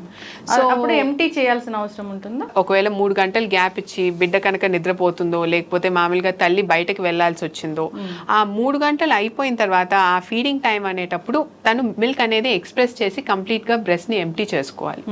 అది కనుక ఎక్కువసేపు కనుక చేయనట్టయితే ఎంగాజ్మెంట్ అనేది మొదలైందంటే అలాంటప్పుడు పెయిన్ రావటము, లేకపోతే గడ్డలు కట్టటము, మళ్ళీ దానికి ఇన్ఫెక్షన్, ఇవన్నీ ప్రాబ్లమ్స్ వస్తాయి. సో అది ఎవ్రీ 3 hours ఆ మిల్క్ మంచిగా ఎస్టాబ్లిష్ అయిన మిల్క్ ఎస్టాబ్లిష్మెంట్ అనేది జరిగి ప్రతి 3 గంటలకి బిడ్డ ఓన్లీ తల్లి పాల మీద డిపెండ్ అయినట్టయితే మాత్రం ప్రతి 3 గంటలకి 2 నుంచి 3 గంటల వ్యవధిలో ఆ కంప్లీట్గా బ్రెస్ట్ అనేది ఎంటీ అవ్వాలి, లేదంటే ప్రాబ్లమ్స్ వస్తాయి. ప్రియా చౌదరి మేడం, సో జనరల్గా వింటూ ఉంటాం తల్లికున్న జబ్బులు బిడ్డకు వచ్చాయి, సో తల్లి పాలు తీసుకోవడం వల్ల అనే కామెంట్ కూడా వింటూ ఉంటాము. ఇది మూఢనమ్మకాల్లో మూఢనమ్మకం. ఇప్పుడు డాక్టర్ గారు ఇద్దరు కూడా చాలా చక్కగా చెప్పారు. సామాజిక బాధ్యత ఏంటి, కుటుంబ బాధ్యత ఏంటి, అలాగే తన మీద తనకు ఉండాల్సినటువంటి సెల్ఫ్ కంట్రోల్ ఏంటి, అలాగే తన మీద తనకు ఉండాల్సినటువంటి డిసిప్లిన్ ఏంటి. ఖచ్చితంగా ఇప్పుడు ఏవైతే గైనకాలజిస్ట్ గా డాక్టర్ గారు చెప్పారో, అలాగే పీడియాట్రిషియన్ గా డాక్టర్ గారు చెప్పారో, వీళ్ళిద్దరూ చెప్పినవి 100% ట్రూ అమ్మా. ఇవన్నీ ఏంటి అని అంటే అందం తగ్గిపోతుంది, లేకపోతే జబ్బులు వస్తాయి, అన్ని ఉత్తమ మూఢనమ్మకాలు. చెప్పినాడు ఏమన్నా డాక్టర్ అమ్మ? చెప్పండి. అందం తగ్గిపోద్దని ఫీల్ అయిన అమ్మ ఏమన్నా డాక్టరా? కాదు కదా. ఆమెకు తెలుసా ఏం జరుగుతుంది అనేది? అట్లాగే జబ్బులు వస్తాయి అని చెప్పేసి ఒక పుకారు అయితేనే పుట్టించారు. ఆ పుకారు పుట్టించినటువంటి వాడు ఏమైనా డాక్టరా చెప్పింది? చెప్పండి. ఏదైనా అథెంటిక్గా ఉండాలి. అది పూర్వకాలం నుంచి మనకు కొన్ని అద్భుతమైనటువంటి డిసిప్లిన్ ఉంది, కుటుంబంలో కానివ్వండి, తినే ఆహారంలో కానివ్వండి, లేకపోతే ఇదే విషయంలోనైనా సరే. సో అలా ఏంటంటే అలా వచ్చింది ఏదన్నా ఉంది అని అంటే అది కూడా ఇప్పుడు ప్రూవ్ చేయబడితే దాన్ని ఓకే అంట. ఎవరో చెప్పారు అని మనం భయంతో దాన్ని అలా మోసుకుంటూ రావడం అనేది అవిద్యతో సమానం. అన్ఎడ్యుకేటెడ్ ఫెలోస్ అనమాట. నువ్వు ఎంత చదువుకుంటే మాత్రం ఏం లాభం? అది వాస్తవమా కాదా అని తెలుసుకునేటటువంటి జ్ఞానం నీలో లేనప్పుడు ఏం చేస్తావు? సర్టిఫికెట్లు దాన్ని ఏమంటారు, దాంట్లో ఫైల్లో పెట్టుకుని తిరగడానికి తప్ప సర్టిఫికెట్లు కాదు. జ్ఞానం బుర్రలో పెట్టుకోండి. సర్టిఫికెట్లు ఫైల్లో పెట్టుకుంటే ఏమొస్తుంది? ఉద్యోగం వస్తుంది. జ్ఞానం బుర్రలో పెట్టుకుంటే అన్నీ వస్తాయి, సంపద అంతా ఉంటుంది. ఒక తల్లి ఎలా ప్రిపేర్ అవ్వాలంటే బిడ్డకి పాలు ఇవ్వడానికి, సో హైజీన్ అనేది ఎలా మెయింటైన్ చేయాలి, ఎలా ప్రిపేర్ అవ్వాలి అసలు? అంటే ఇక ప్రత్యేకమైనటువంటి ప్రిపరేషన్ అంటూ ఏముండదండి. రకరకాల కాస్మెటిక్స్ వాడుతుంటారు ఈ మధ్య కాలంలో. వాడిన విన్నాం ఏంటంటే తల్లి పాలలో కూడా ప్లాస్టిక్ రేణువులు ఉన్నాయని ఒక న్యూస్. అలా అంటారా? Okay, I got you what you mean. సరే, అంటే శుభ్రంగా చేతులు కడుక్కోవడం అండ్ బ్రష్ క్లీన్ చేసుకోవడం ఇచ్చింది. అది simple, just lukewarm water is enough. Soap is not recommended because it cuts the crack, అంతే కదమ్మా? సో క్రాక్స్ అలా. సో అదే, but if you are using some special cosmetics, ideally the answer is no. So అంటే ఫేస్కి ఏదో కొంచెం పెట్టుకుంటే పర్వాలేదు, సింపుల్వి, but obviously not to the body. And yeah, because it's not recommended. And మీరు అన్నట్టు ఇన్ఫాక్ట్ తల్లిపాలు అనేది సులువు అన్నిటికంటే. మామూలుగా ఒకవేళ కనుక డబ్బా పాలంటే మళ్ళీ మనం స్టెరిలైజేషన్ టెక్నిక్స్, మళ్ళీ వేడిగా పాలు వేడి చేయాలి, మళ్ళీ దాన్ని చల్లార్చాలి, మళ్ళీ ఆ బాటిల్ ఐ మీన్ ఆ డబ్బాలు ప్రతి వారానికి 10 రోజులకి అయిపోతుంటాయి, అవి తెచ్చుకోవాలి. కొన్ని విషయాల్లో ఈ ప్రకృతే ఎంత అద్భుతమైనటువంటి సులువైన మార్గాలు. డోంట్ నీడ్ టు స్టోర్, స్వచ్ఛమైనవి, చీప్, నువ్వేం ఎప్పుడంటే అప్పుడు రెడీగా ఉంటాయి. అండ్ యూ డోంట్ హ్యావ్ ఈ జంజాటం ఏమీ లేదు. సో కాబట్టి డాక్టర్ ప్రత్యూష చాలా చక్కటి విషయం గుర్తు చేశారు మనకి. సో ఈజియెస్ట్ అంటే మిల్క్, ఐ మీన్ ఒకవేళ కనుక తల్లికి కనుక పాలు వస్తున్నాయి అంటే అది అదృష్టంగా భావించాలి. ఎందుకంటే ఎన్నో ఇవన్నీ సో ఇవన్నీ మామూలుగా దాన్ని వేడి నీళ్లు కాంచుకోవటం, దాన్ని చల్లార్చడం, మళ్ళీ దాన్ని శుభ్రపరచుకోవటం, అవన్నీ చేసిన బిడ్డకి ఎక్కువ లాభం ఉందా దాని వల్ల అంటే నష్టం ఎక్కువ. నష్టమే. ఇమ్యూనిటీ కోల్పోతారు. ఒబేసిటీ అంటే మామూలుగా ఎక్కువ డబ్బా పాలు కనుక మనం ఇస్తే బాగానే తాగుతున్నారు అనుకుంటారు, కానీ దానివల్ల weight put on which is not good. So obesity అనేది పిల్లల్లో ఎక్కువ చూస్తుంటాం. అంటే డబ్బా పాలు తాగిన పిల్లల్లో ఒబేసిటీ అనేది చాలా ఎక్కువగా చూస్తూ ఉంటాం. ఫ్యూచర్ అలర్జీస్ కూడా అటువంటి బిడ్డలకి ఎక్కువ ఉంటాయి. ఇప్పుడు తల్లి పాలు తాగిన బిడ్డలకి తల్లి ఏదైతే డిసీజ్ నుంచి సర్వైవ్ అయిందో ఆ యాంటీబాడీస్ ఉంటాయి, అవి బిడ్డలకు వస్తాయి అని చెప్తూ ఉంటారు. అది కొంతవరకు వాస్తవం, అన్ని విషయాల్లో కాదు. కొంతవరకు తల్లి అంటే ఇక్కడ అంటే ఇందాక మనం అనుకున్నాం, అంటే తల్లి పాల ద్వారా బిడ్డకి ఇమ్యునోగ్లోబులిన్స్ అంటే కొన్ని బట్ ఏమైతుందంటే ఆ తల్లి ఇచ్చినటువంటి ఆ యాంటీబాడీస్, ఇమ్యునోగ్లోబులిన్స్ ఒక 3 నుంచి 6 నెలల్లో వెళ్ళిపోతాయండి. అది ఎందుకు అంటే చూడండి ప్రకృతి ఎంత గొప్పది. అంటే ఆ పుట్టిన బిడ్డ బయటికి రాగానే రకరకాల బ్యాక్టీరియాలకి ఎక్స్పోజ్ అవుతుంది. తన బిడ్డ తనంతట తానుగా ఆ రక్షక ప్రోటీన్లు తయారు చేసుకునేంత వరకు ఈ తల్లి బిడ్డకి ఇచ్చేటువంటి నిల్వ అది ఆ స్టోర్ అన్నట్టు. బట్ ఆ తర్వాత ఉండవండి, ఆ తర్వాత పోతాయి. The quality of breast milk also, because after 6 months తల్లిపాలు సరిపోవు. ద పోషక అంటే బిడ్డకైనటువంటి పోషక నీడ్ మారుతుంది, ఆ అవసరం మారుతుంది. కాబట్టి తల్లిపాలు క్రమేపీ క్వాలిటీలో తగ్గుతూ ఉంటుంది, క్వాంటిటీలో తగ్గుతూ ఉంటుంది. అప్పుడు ఘన పదార్థాలు మొదలవుతాయి మొదటి 6 నెలలు. సో కాబట్టి ఆ మొదటి 6 నెలల తర్వాత, కాబట్టి ఆ తర్వాత అందుకే ఆలోపు బిడ్డ తనకు కావాల్సినవన్నీ మెల్లమెల్లగా ఆ యాంటీబాడీస్ తయారు చేసుకుంటూ ఉంటుంటాడు.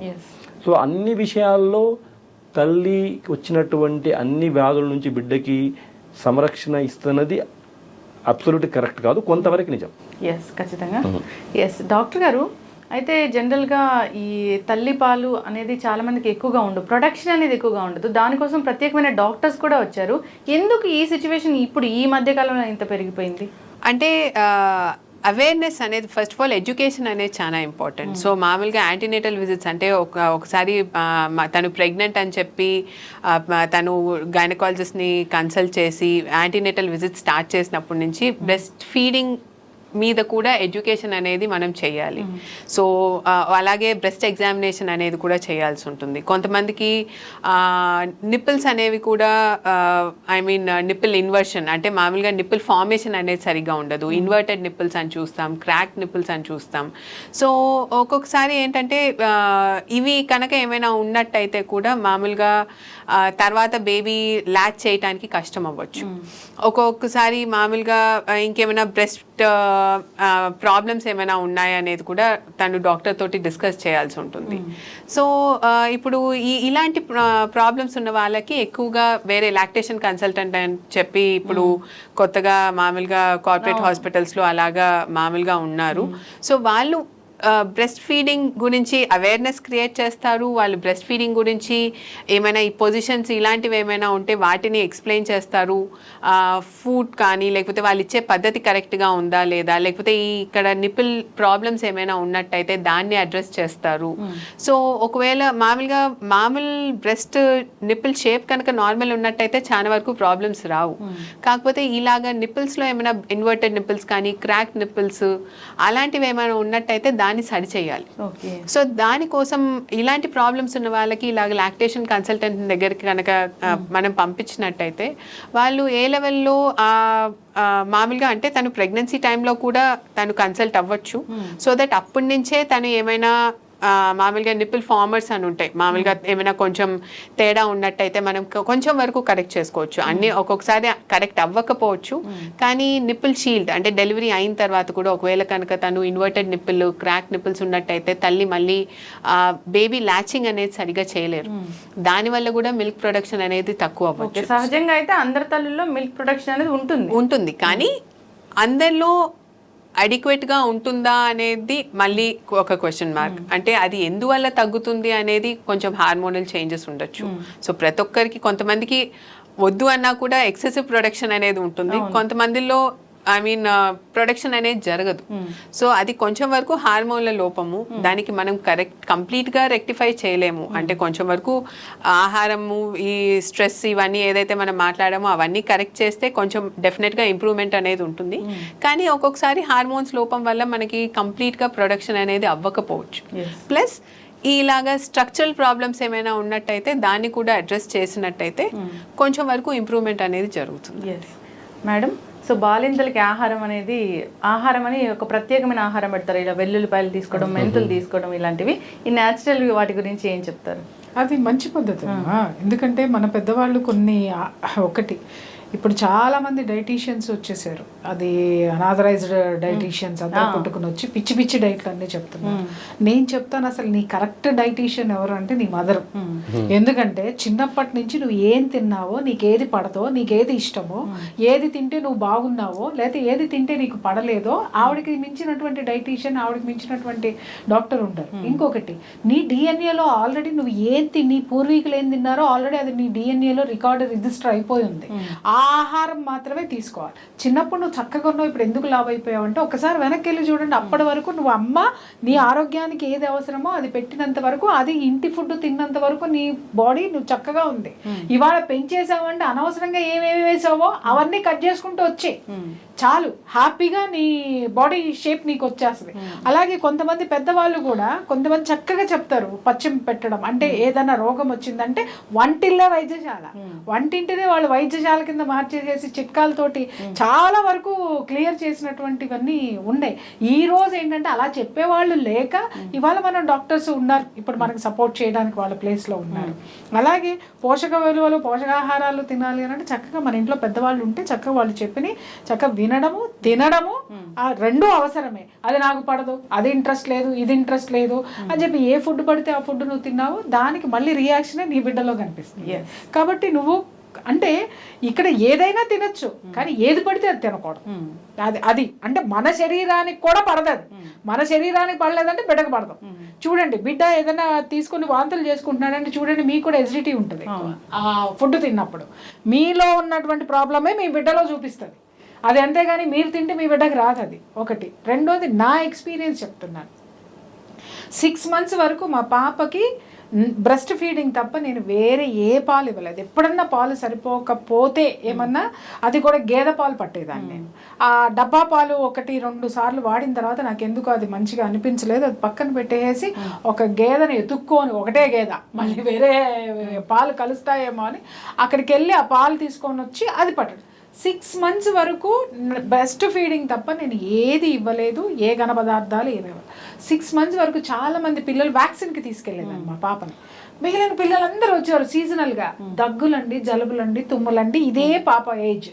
వీళ్ళకి ఎందుకు వస్తున్నాయి అని అంటే అక్కడ ఉన్నటువంటి వాళ్ళు ఎవ్వరూ కూడా, నేను అడిగేదాన్ని ఎందుకంటే నాకు జ్ఞానం ఉంది కదా, ఏంటమ్మా ఫీడింగ్ ఇస్తున్నారా, ఇది ఇస్తున్నారా అని అంటే ఎవ్వరు కూడా సరిగ్గా ఫీడింగ్ ఇచ్చేవాళ్ళు ఎవరు ఉండేవాళ్ళు కాదు పిల్లలకి. ఎందుకంటే ఉద్యోగానికి వెళ్తుందండి, కుదరట్లేదండి, జాబ్కి వెళ్ళిపోతుందండి, ఈ పాలు పడుతున్నామండి, ఆ పాలు పడుతున్నామండి. నా ఎక్స్పీరియన్స్, నా పాప హ్యాపీగా ఉండేది.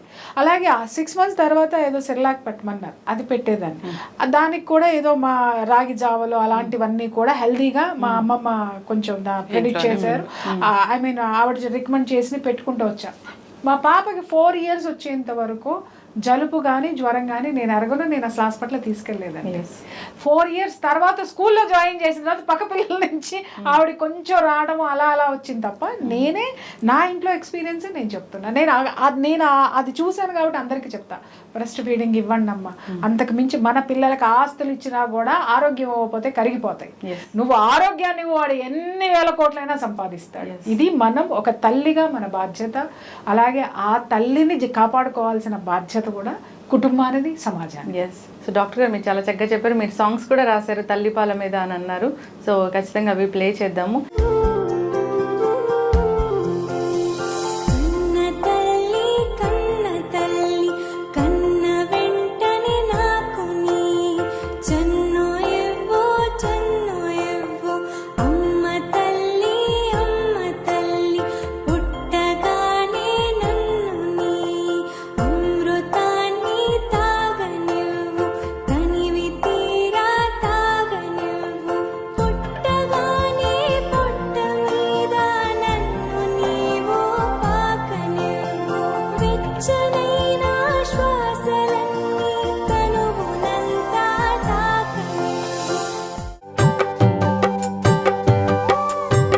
డబ్బా తెచ్చా చూడు గురువించా గుమ్మాడి, పాపకు పట్టు పోతా పాలు గురువించా గుమ్మాడి.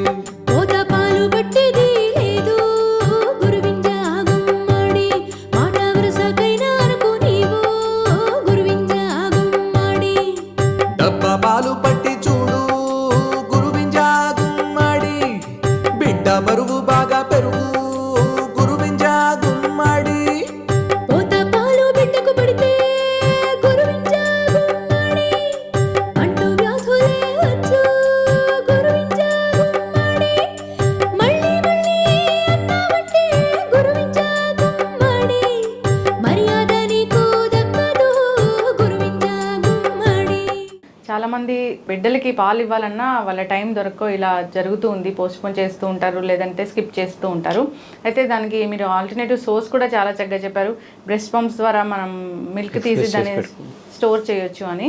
సో అయితే 1 day వరకు అది అలా ఉంటుందా ఫ్రిడ్జ్ లో 24 hours? చాలా మంచి కాకపోతే దాంట్లో ఏమి you should not keep any wet meat అటువంటి పెట్టకూడదు. అంటే ఇట్ షుడ్ బి అంటే నీట్గా ఉండాలి ఫ్రిడ్జ్, కంటామినేట్ కాకుండా చూసుకోవాలి. ఎస్పెషల్లీ మీట్, ఎగ్స్, రా ఎగ్స్ అవి పెట్టకూడదు. అంటే కూరగాయల మార్కెట్ లో ఉన్న కూరగాయలన్నీ మనం ఫ్రిడ్జ్ అంటే ఇప్పుడు ఆ మార్కెట్ లో ఉన్న కూరగాయల్లో కాకుండా చక్కగా ఒక మంచి నీట్ గా ఉన్న ఫ్రిడ్జ్, ఓన్లీ పాలు ఇలాంటివి మాత్రమే ప్రిజర్వ్ ఎస్ ఖచ్చితంగా డాక్టర్ గారు. సో పిల్లలకి రకరకాల ఇష్యూస్ అనేవి వస్తుంటాయి. జాండీస్ అనేది మనం కామన్గా చూస్తూ ఉంటాము. సో తల్లిపాలు ఇస్తే కానీ అలాంటి ప్రాబ్లమ్స్ అనేవి రాకుండా ఉంటాయా? జనరల్గా ఈ ఫార్ములా మిల్క్ వల్ల ఇలాంటి చూస్తూ అమ్మా, అది ఏమైనా లివర్ మీద ఇష్యూ చూపించి అలా వస్తుందా? పుట్టిన ప్రతి శిశువుకి జాండీస్ వస్తుందండి. 90-95% తల్లిపాలైనా డబ్బా పాలైనా అది సహజం. ఎందుకు అలా జరుగుతుందంటే తల్లి కడుపులో ఉన్నప్పుడు బిడ్డకి ఎక్కువ రక్త కణాలు కావాలి. పుట్టిన తర్వాత అన్ని అవసరం లేవు. సో అవి బ్రేక్ అయిపోతాయి. ఆ బ్రేక్ అయిపోయిన వచ్చే క్రమంలో వచ్చేటువంటి కలరు పదార్థమే జాండీస్. అది కళ్ళల్లో, స్కిన్ మీద డిస్కలరేట్ చేస్తుంది. మొదటి 4 నుంచి 7 రోజుల వరకు పెరిగి దానంతట తానే 2 నుంచి 3 వారాల్లో తగ్గిపోతుంది. ఉండాల్సిన దానికంటే ఎక్కువగా ఉన్నప్పుడే దానికి ట్రీట్మెంట్ అవసరం అవుతుంది. కాబట్టి జాండీస్ రావడం అనేది సహజము. జాండీస్ చాలాసార్లు తనంతట తాను తగ్గిపోతుంది. జాండీస్ కానీ తల్లి భోజనానికి కానీ తల్లి పాల ద్వారా కానీ ఏమి ఇబ్బంది. ఇన్ఫ్యాక్ట్ మంచిగా పాలు పడితే జాండీస్ తొందరగా తగ్గుద్ది. ఎస్ ఖచ్చితంగా. ఒకవేళ తల్లిపాలు సరిగా బిడ్డకి చేరకపోతే బిడ్డ యొక్క పొట్టలోనే ఆ జాండీస్ అనేది ఆ మోషన్ సరిగా వెళ్ళకపోతే దాంట్లోనే రిపీట్ అవుతుంటుంది, బ్లడ్లో సర్క్యులేట్ అవుతూ ఉంటుంది. సో అలా జాండీస్కి తల్లిపాలకి సంబంధం లేదు. తల్లిపాలు చక్కగా ఇవ్వడం ద్వారా జాండీస్ తొందరగా మెరుగుపడుతుంది. పుట్టిన ప్రతి శిశువుకి జాండీస్ రావడం సహజం. ఎస్. ఫైనల్గా ఈ డిస్కషన్ అంతా తల్లిపాల గురించి ఏం చెప్తారు డాక్టర్ గారు? ఫైనల్గా ఒక మెసేజ్ అంటే సమాజానికి ఏమి ఇస్తారు? అమ్మ పాలు అమృతంతో సమానం. ఆ అమ్మ ఆ పని చేయాలంటే ఆమె కాదు, మనమందరం ఆమె తోడు ఉండాలి. ఎస్ ఖచ్చితంగా మ్యామ్. రియల్లీ సార్ చెప్పిందే నిజం చెప్తున్నాను. ఒక మంచి పౌరుడు బయటికి రావాలి, ఈ సమాజంలో ఎదగాలి అని అంటే తల్లి పాలు ఎంత సంరక్షణ ఇస్తుందో సమాజము కుటుంబం కూడా అంతే సంరక్షణ వాళ్ళిద్దరికీ ఇవ్వాలి. ఎస్. అప్పుడు మాత్రమే మనం మంచి సమాజాన్ని నిర్మించగలుగుతాం, మంచి పౌరుల్ని తయారు చేయగలుగుతాం. Yes ma'am. సో ఆ బ్రెస్ట్ ఫీడింగ్ తల్లి ఇవ్వాలి అంటే తనకి సపోర్ట్ అనేది చాలా ఇంపార్టెంట్. సో ఆ సపోర్ట్ అనేది మన చుట్టుపక్కల వాళ్ళు ప్లస్ సమాజం కనుక కల్పించినట్టయితే తను ఎటువంటి ఆటంకాలు లేకుండా బ్రెస్ట్ ఫీడింగ్ అనేది తను కొనసాగించగలుగుతుంది. ఎస్.